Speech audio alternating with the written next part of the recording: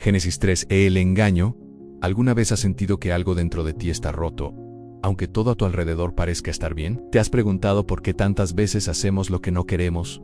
¿Por qué nos cuesta confiar, perdonar, amar, incluso confiar en Dios? El capítulo 3 del Génesis no es solo una historia del pasado, es un espejo que refleja lo que vivimos hoy. Aquí encontramos el punto exacto donde el cielo y la tierra se distanciaron, donde la armonía se quebró y entraron palabras como culpa, miedo, vergüenza y muerte. Todo comenzó con una conversación, una serpiente astuta, una duda sembrada, un deseo disfrazado de sabiduría, una decisión que cambiaría el curso de la historia humana.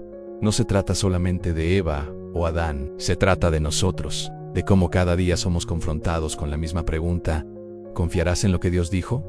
¿O buscarás tu propia verdad? Pero este capítulo no solo nos habla de caída, también nos revela el carácter de un Dios que no huye cuando fallamos, sino que se acerca, que llama por nuestro nombre, que cubre nuestra vergüenza, que ya tiene preparada una promesa, incluso antes de nuestro error. Hoy no vamos a leer Génesis 3 con frialdad teológica ni con juicio religioso. Lo haremos con el corazón abierto, reconociendo que esta historia nos pertenece, porque todos hemos mordido algún fruto prohibido.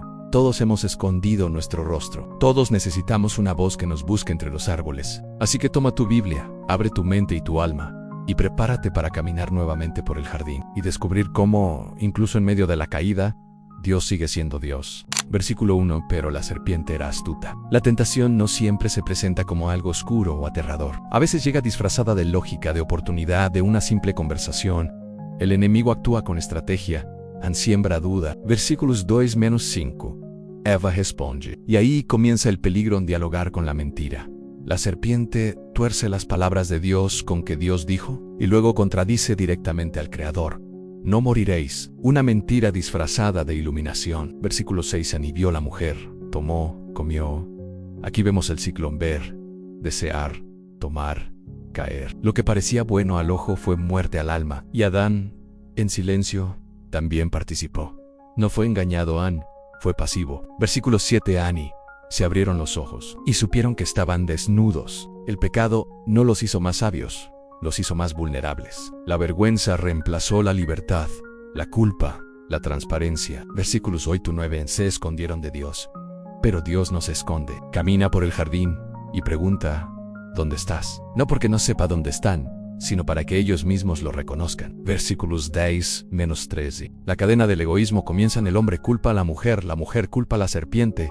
Nadie asume. El pecado divide, distorsiona, desplaza la responsabilidad. Versículos 14-19. Dios declara consecuencias a la serpiente, al hombre, a la mujer, pero en medio del juicio nace la esperanza. Ella te herirá en la cabeza. Es el primer anuncio del Mesías. La promesa de redención ya está en marcha. Versículos 20-24. Adán llama a su esposa Eva madre de todos los vivientes, y Dios, en un acto de compasión, los cubre con túnicas de piel. Sí, salieron del jardín, pero no sin abrigo. No fueron destruidos, fueron cuidados en medio del dolor. Génesis 3 no es solo el relato de una caída, es una revelación de las dinámicas internas del alma humana. La serpiente es más que un reptil, es la encarnación del mal que no se impone por la fuerza, sino que seduce con sutileza. Representa la voz que cuestiona suavemente lo que es correcto, que planta la semilla de la sospecha. ¿De verdad Dios quiere tu bien? Así actúa la tentación, no niega de inmediato a Dios. Luther, el fruto prohibido simboliza el deseo profundo del ser humano de tener el control, de definir el bien y el mal por sí mismo. No se trataba solo de comer, sino de reemplazar a Dios. Querer autonomía sin rendición en ser su propio Dios. La desnudez descubierta es la revelación de la pérdida de inocencia. Antes estaban desnudos y no se avergonzaban. Ahora, tras la desobediencia, la vergüenza los invade. La desnudez ya no es libertad, sino amenaza. El pecado quiebra la comunión y destruye la confianza, incluso entre ellos. Y entonces suena una voz: ¿dónde estás? Esa pregunta no es para ubicar geográficamente a Adán. Es una pregunta que Dios sigue haciendo hoy. ¿Dónde estás cuando te alejas? ¿Dónde estás cuando huyes de ti mismo? ¿Dónde estás cuando dejas que el miedo y la culpa te oculten de tu propósito? Dios no irrumpe con castigo inmediato, sino que conversa.